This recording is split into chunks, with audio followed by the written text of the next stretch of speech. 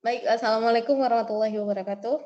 Selamat malam teman-teman yang berbahagia. Marilah kita panjatkan puji syukur kepada Allah Subhanahu wa taala atas rahmat berupa kesehatan sehingga pada hari ini kita semua bisa diberi kesempatan untuk melaksanakan diskusi. Salawat serta salam semoga tetap tercurahkan kepada baginda Rasulullah SAW. Topik yang akan kita bahas pada malam hari ini mengenai ibadah haji. Saya Zahira Fatin Absol selaku moderator akan membimbing jalannya diskusi pada malam hari ini. Sebelumnya saya akan memperkenalkan anggota kelompok 3. Yang pertama ada Ardiansyah Nur Muhammad, yang kedua ada Intan Arsti Putri, dan yang ketiga ada Naila Tukmi. Serangkaian acara yang akan kita lewati diantaranya yang pertama adalah pembukaan, yang kedua pembacaan ayat suci Al-Quran, yang ketiga penyampaian materi, dan yang keempat penutup. Marilah pertama-tama kita awali dengan bacaan basmalah bersama-sama. Bismillahirrahmanirrahim. Dan yang kedua ada pembacaan ayat suci Al-Quran yang akan dibacakan oleh saudara kita Ardiansyah Nur Muhammad. Dipersilakan. Bismillahirrahmanirrahim. Assalamualaikum warahmatullahi wabarakatuh. Waalaikumsalam warahmatullahi wabarakatuh. A'udzu billahi minasy syaithanir rajim. Fihi ayatum bayyinatum maqamu Ibrahim wa man dakhalahu kana amina. Walillahi 'alan nasi hajjul baiti man istata'a ilaihi sabila wa man kafara fa innallaha ghaniyyun 'anil 'alamin. Shadaqallahul 'azim. Baik, untuk acara ketiga kita akan sampai kepada penyampaian materi yang akan disampaikan oleh kelompok 3. Waktu dan layar kami persilakan. Baik, memasuki pokok pembahasan. Yang pertama ada hakikat haji, yang kedua sejarah haji, yang ketiga mencapai haji mabrur, yang keempat hikmah haji dalam berbagai aspek, dan yang kelima makna spiritualitas haji bagi kehidupan sosial. Memasuki pokok pembahasan pertama, yakni hakikat haji. Haji adalah suatu ibadah yang dilakukan dengan berniat mengunjungi Baitullah, Ka'bah, untuk melakukan amalan-amalan tertentu, antara lain wukuf, tawaf, dan sa'i demi memenuhi panggilan Allah Subhanahu wa Ta'ala dan mengharapkan ridhonya, yang dilakukan mulai dari bulan Syawal, Zulqa'dah, dan sampai di akhirnya yaitu bulan Zulhijjah. Haji juga merupakan salah satu ibadah yang bersifat wajib. Rasulullah Shallallahu Alaihi Wasallam bersabda, haji itu 1 kali, maka barang siapa yang menambahnya, maka itu termasuk sunnah. Hadis riwayat Ahmad nomor 261.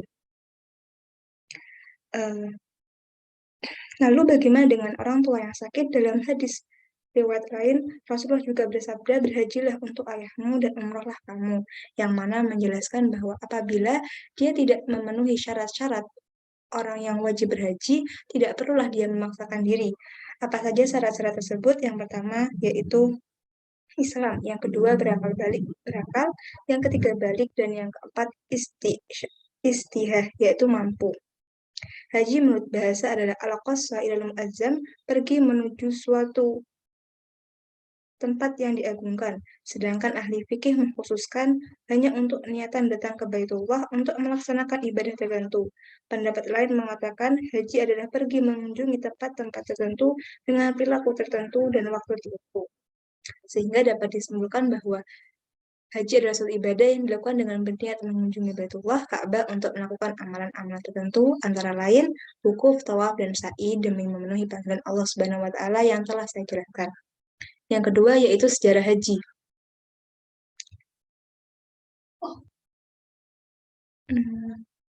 Sejarah haji. Kisah dimulai ketika Allah Subhanahu wa Ta'ala memerintahkan Nabi Ibrahim alaihissalam agar meninggalkan Siti Hajar dan Ismail kecil di sebuah tempat yang jauh, asing, gersang, dan tak berpenghuni.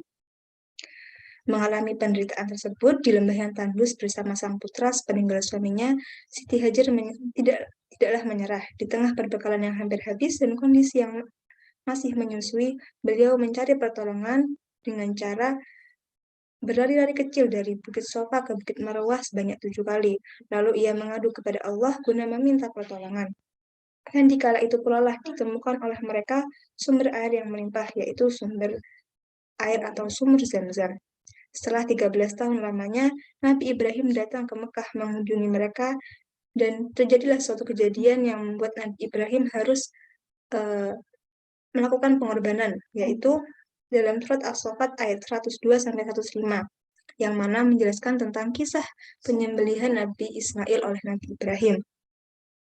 Mereka berdua pun memenuhi perintah tersebut. Mereka pergi ke suatu tempat yang dan melaksanakan perintah Allah, dikala setan terus datang dan menggoda guna membisikkan keraguan di hati mereka. Namun mereka tetap teguh pendirian untuk melaksanakan perintah tanpa ada keraguan. Karena kondisi tersebut, Allah memberikan kehormatan yang tinggi kepada Nabi Ibrahim dan keluarganya. Hal itu dijelaskan dalam surat Al-Baqarah ayat 124. Tak hanya sampai di situ, Allah juga kembali memerintahkan Nabi Ibrahim dan Nabi Ismail membangun Ka'bah untuk tempat beribadah hanya kepada Allah Subhanahu wa Ta'ala pada zaman penyembahan berhala merajalela di hampir seluruh belahan dunia. Saat itu Allah Subhanahu wa Ta'ala memerintahkan Nabi Ibrahim agar menyeru manusia untuk berhaji ke Baitullah yang dari sana memancarkan sinar-sinar hidayah melalui agama tauhid yang murni. Sebagaimana disebutkan dalam firman-Nya, dan serulah kepada manusia untuk mengerjakan haji. Niscaya mereka akan datang kepadamu dengan berjalan kaki, dengan mengendarai unta yang kurus, yang datang dari segenap penjuru yang jauh.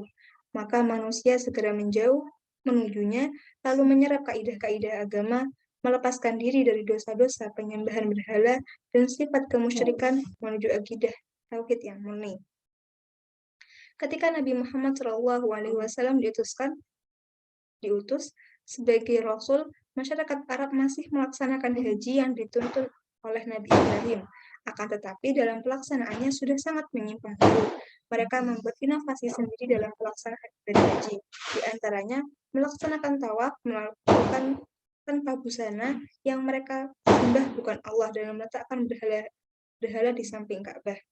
Allah kemudian memerintahkan Nabi Muhammad SAW untuk membetulkan praktik haji yang menyimpang tersebut, sekaligus membenahi dalam bentuk manasik haji dengan mentauhidkan Allah seperti yang diamalkan oleh umat Islam sekarang, yang tertuang dalam surat Al-An'am ayat 161 yang berbunyi, Qul innani hadani rabbi ila syiratim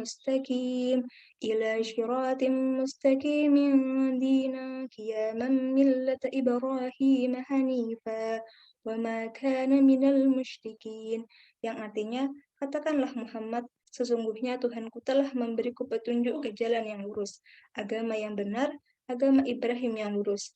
Dia Ibrahim tidak termasuk orang-orang musyrik. Maka pelaksanaan ibadah haji yang dilakukan Nabi Muhammad SAW mengalami perkembangan dibanding dengan amalan haji yang dilakukan oleh Nabi Ibrahim alaihissalam. Di antara pengembangan tersebut antara lain adalah sa'i, melempar jumroh, bermalam di Musdalifah, bermalam di Mina, dan diakhiri dengan tahallul. Pengembangan amalan haji sekarang ini sesungguhnya merupakan simbolisasi dari apa yang dilakukan oleh Nabi Ibrahim bersama keluarganya, Hajar dan Ismail. Ada makna yang tersembunyi di antara amalan tersebut, yakni ajaran untuk meneladani perilaku Nabi Ibrahim dan keluarganya dalam menyerahkan hidupnya kepada Allah.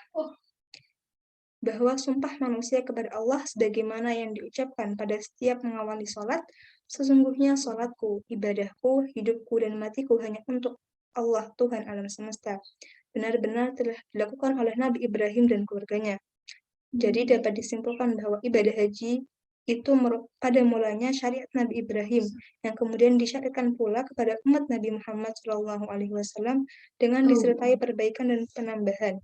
Semua itu dimaksudkan agar manusia lebih menghayati makna penyerahan diri secara tuntas kepada Allah Subhanahu wa Ta'ala. Selanjutnya akan dijelaskan oleh rekan saya.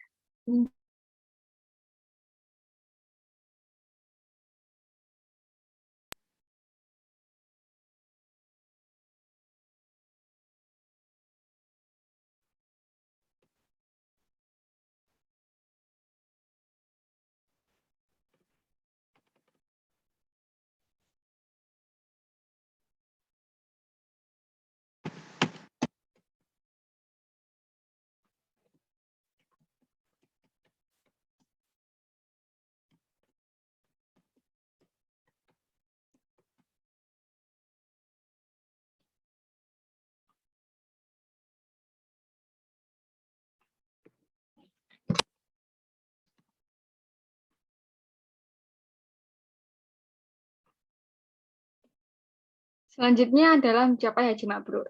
Mabrur sendiri berasal dari kata albir yang artinya kebaikan. Dengan maksud lain, orang yang mabrur hajinya akan memperoleh kebaikan 2 kali lipat dari Allah Subhanahu wa taala.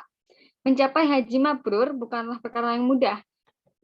Dari Ibnu Umar, Nabi SAW bersabda yang artinya, orang yang berperang di jalan Allah atau orang yang berhaji serta berumrah adalah tamu-tamu Allah. Allah memanggil mereka, mereka pun memenuhi panggilan. Oleh karena itu, jika mereka meminta kepada Allah, pasti akan Allah beri. Hadis riwayat Ibnu Majah. Bisa disebut mabrur jika sesudah menunaikan haji tidak lagi suka berbuat maksiat atau menyimpang dan berusaha menjadi manusia yang jauh lebih baik lagi dari sebelumnya. Kriteria penting dalam haji mabrur sendiri adalah haji tersebut dilakukan dengan ikhlas dan bukan atas dasar sombong atau riya. Profesor Dr. Nurholis Majid FA atau yang akan dipanggil Cak Nur, seorang cendekiawan juga pemikir Islam, berpendapat bahwa predikat haji mabrur ialah sebuah gelar kehormatan haji yang mengacu pada implikasi spiritual maupun sosial dalam kehidupan sehari-hari. Nah, berdasarkan hal-hal tersebut, Cak Nur juga menyatakan bahwa keberhasilan umat Islam dalam menunaikan ibadah haji tidak hanya aspek justifikasi hukum formal fiqh atau baik syarat maupun hukum haji, tetapi juga spiritual atau tasawuf. Dan sosial ibadah haji dapat dimanifestasikan dalam kehidupan sosial. Cak Nur juga mengkritik tajam motif para jamaah haji yang hanya ingin mendapatkan gelar status sosial tanpa mempengaruhi karakter-karakter sosial di masyarakat. Selanjutnya adalah hikmah haji. Hikmah ibadah haji adalah penyucian jiwa dari dosa-dosa sehingga menjadi hamba yang mendapatkan kemuliaan Allah Subhanahu wa taala di akhirat kelak. Rasulullah SAW bersabda, barang siapa yang menunaikan ibadah haji ke Baitullah ini dan dia tidak berbuat kotor dan tidak berbuat fasik, dia terbebas dari dosa-dosanya seperti pada hari di mana dia dilahirkan. Hadis riwayat Ahmad, An-Nasa'i dan Ibnu Majah. Yang pertama adalah aspek psikologis. Psikologis merupakan faktor yang berasal dari dasar individu seseorang. Unsur-unsurnya antara motivasi, persepsi, pembelajaran, dan sebagainya. Hikmah ibadah haji dalam aspek psikologis sendiri adalah memperoleh ketenangan batin saat menunaikan banyak sekali rintangan, cobaan maupun ujian yang mana mengembangkan diri dalam mengontrol emosi. Haji ditinjau dari aspek politik. Pada masa penjajahan, pemerintah kolonial Belanda memandang ibadah haji sebagai salah satu sumber persoalan terhadap agenda politik pemerintah kolonial. Dikarenakan Mekah tidak hanya diketahui sebagai pusat intelektual Islam, tetapi juga sebagai pusat konspirasi internasional untuk gerakan-gerakan anti kekuasaan politik Barat di dunia Muslim, termasuk politik kolonial Belanda di Indonesia. Pada akhir abad ke-18, Mekah menjadi basis satu gerakan Islam Puritan yang disebut dengan gerakan Wahabiyah. Di bawah pimpinan Muhammad Ibnu Abdul Wahab dan beraliansi dengan dinasti Saudi di Najd, gerakan Islam ini memaksakan pelaksanaan syariah Islam dalam kehidupan Muslim secara keras. Mereka memberantas segala bentuk keyakinan dan praktik keagamaan yang mereka pandang tidak sejalan dengan teks Al-Quran. Mekah juga sebagai tempat belajar para ulama terkemuka membuat para ulama paham akan definisi jihad. Beberapa peristiwa tersebut membuktikan bahwa menguatnya jaringan antara ulama Indonesia dan Mekah berlangsung paralel dengan tumbuhnya gerakan anti kolonial di Indonesia. Secara ringkas, dapat dikatakan bahwa haji berkaitan erat dengan gerakan anti penjajahan. Yang ketiga, haji ditinjau dari aspek historis, sosiohistoris. Mekah diakui sebagai pemegang otoritas keagamaan tertinggi yang menjadi acuan Muslim di Indonesia. Yang kita ketahui, Muslim di Indonesia telah lama melihat Mekah sebagai pusat Islam, baik secara sosio-intelektual, keagamaan maupun politik. Oleh karenanya, segala sesuatu yang datang dari kota suci tersebut diakui memiliki nilai keislaman lebih kuat dibandingkan dengan praktik-praktik keagamaan kaum Muslim di wilayah lain, khususnya di Nusantara dan kemudian Indonesia. Yang keempat ada aspek historis. Hikmah lainnya dari aspek historis adalah menghayati perjalanan hidup dan perjuangan para nabi dan rasul Allah, khususnya Nabi Ibrahim alaihissalam, Nabi Ismail alaihissalam, Nabi Muhammad SAW, dan juga Nabi Adam alaihissalam. Kita bisa melakukan apatilas perjalanan hidup dan cobaan yang menimpa para rasul. Sehingga ketika kita mendapat cobaan, kita akan berpikir bahwa cobaan tersebut masih tidak seberapa. Yang kelima ada aspek ekonomi. Secara ekonomi sendiri, haji sangat bermanfaat bagi umat Islam, bahkan sebelum haji itu sendiri dilaksanakan. Tanpa sadar, haji memberikan motivasi yang kuat bagi umat Islam untuk mengerahkan berbagai potensi dan juga upaya agar lebih berada secara ekonomi dan bisa menunaikan ibadah haji tersebut. Yang keenam ada aspek perilaku. Orang yang perilakunya tidak diridhoi Allah dan melakukan dosa akan menimbulkan penyakit di hatinya. Dan dalam pelaksanaan haji, orang akan membiasakan dirinya dengan akhlak yang mulia. Pembiasaan diri agar menjadi lebih baik juga supaya dalam berhaji termasuk dalam kriteria haji yang mabrur. Yang ketujuh ada aspek spiritual. Seseorang yang melakukan ibadah haji masing-masing akan memperoleh kenikmatan tersendiri dalam takarub, ibadah dan bertaubat pada Allah Subhanahu wa taala. Hal tersebut merupakan sebuah kepuasan ritual bagi seseorang yang mendekatkan diri kepadanya, dan Allah memberikan kenikmatan indah tersebut kepada sang hamba. Setiap jemaah haji yang pulang dari tanah suci rata-rata menyatakan keinginannya suatu saat akan kembali lagi menunaikan rukun Islam yang kelima itu. Hikmah terbesar dalam ibadah haji adalah untuk lebih memantapkan akidah dari keyakinan terhadap kebesaran dan keagungan Allah Subhanahu wa taala. Yang kedelapan adalah ditinjau dari aspek filsafat hukum Islam. Dengan berihram bersama saudara muslim lainnya akan melahirkan musyawarah atau persamaan umat Islam seluruh dunia tanpa pandang bulu. Di mana dalam saat kita berhaji, Islam meletakkan ajaran-ajarannya bahwa status sosial, jabatan, dan lain-lain tidak boleh menggeser prinsip penamaan yang diajarkan, kecuali kesamaan status dan juga kesatuan haji. Pertemuan itu merupakan muktamar ilahi yang agung karena dalam pertemuan haji dihadiri oleh ahli-ahli pengetahuan dan kaum cerdik cendekiawan. Yang kesembilan ada aspek sosial. Ibadah haji merupakan usaha yang mewujudkan persaudaraan antar kaum muslimin. Tidak pernah terjadi dalam agama manapun dalam satu waktu, satu umat berkumpul dalam mengerjakan satu ibadah selain agama Islam dalam urusan haji. Hampir 4 juta manusia berkumpul dalam satu tempat untuk melaksanakan ibadah. Kebersamaan itulah yang harus dipupuk untuk menumbuhkan rasa persaudaraan terhadap sesama muslim. Tidak jarang setelah pulang haji terbentuk keakraban dengan sesama jamaah di mana sebelumnya belum pernah terjadi. Yang ke-10 adalah ditinjau dari aspek ibadah. Ibadah haji merupakan kesempatan langka untuk doa dan memohon untuk dikabulkan kepada Allah Subhanahu wa taala. Saat menunaikan ibadah haji, selain memenuhi panggilan Allah Subhanahu wa taala, juga mendapatkan kesempatan doa dikabul lebih cepat dan juga lebih dekat. Kita tahu banyak tempat dan waktu di mana doa dikabul saat menunaikan ibadah haji. Nah, pada kesempatan itulah kesempatan yang tepat bagi kita untuk memanjatkan doa dan keinginan. Ibarat sekali merengkuh dayung 2-3 pulau terlampaui. Menunaikan ibadah haji selain memenuhi panggilan Allah juga mendapatkan sesuatu dari apa yang kita minta. Untuk selanjutnya akan dijelaskan oleh rekan saya, Arti, dipersilahkan.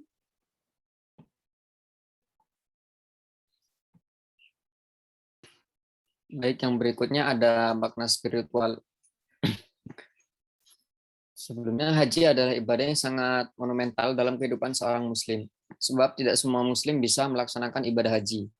Sebagai ibadah yang paripurna, haji melibatkan semua aspek, mulai dari materi, fisik, maupun psikis. Orang yang tidak memiliki 3 hal tersebut tidak bisa melakukan ibadah haji. Berapa banyak orang yang dari segi fisik mampu tapi materi tidak cukup, ataupun harta yang cukup tapi fisik yang tidak mendukung.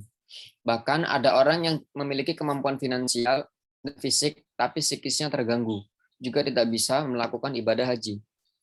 Ibadah haji juga syarat dengan makna spiritual yang mendalam di balik ritual simboliknya.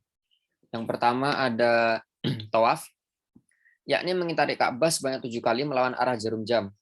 Tawaf adalah simbol bahwa alam ini tidak berhenti bergerak. Ini dilambangkan dengan mengelilingi Ka'bah. Yang kedua yaitu sa'i.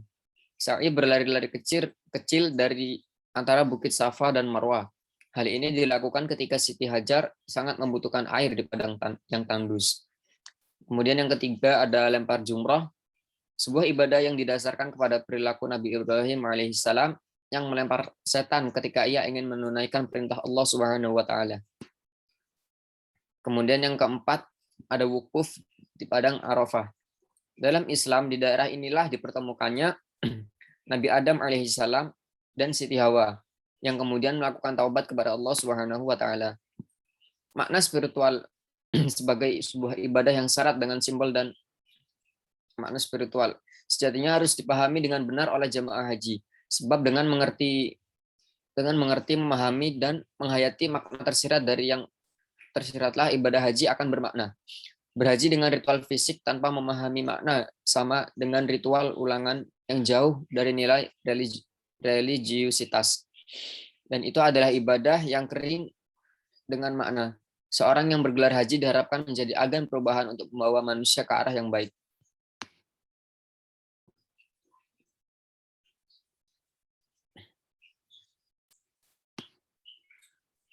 Lanjut.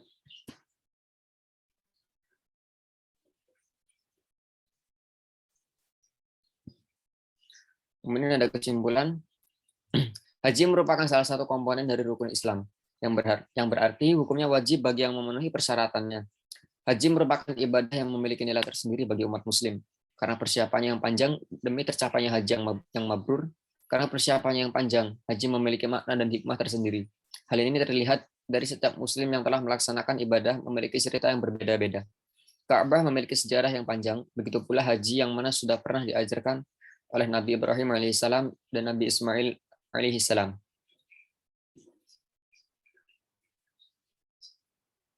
Syukran kathiran. Sekian dari kelompok kami, kelompok 3. Selebihnya saya serahkan ke moderator. Baik, terima kasih untuk kelompok 3. Akhirnya kita sudah sampai pada sesi penutup. Marilah semuanya kita membaca hamdalah bersama-sama. Alhamdulillahirrahmanirrahim. Sekian kali ini, kurang lebihnya mohon maaf. Saya selaku moderator, apabila ada kesalahan, mohon dimaafkan. Wassalamualaikum warahmatullahi wabarakatuh.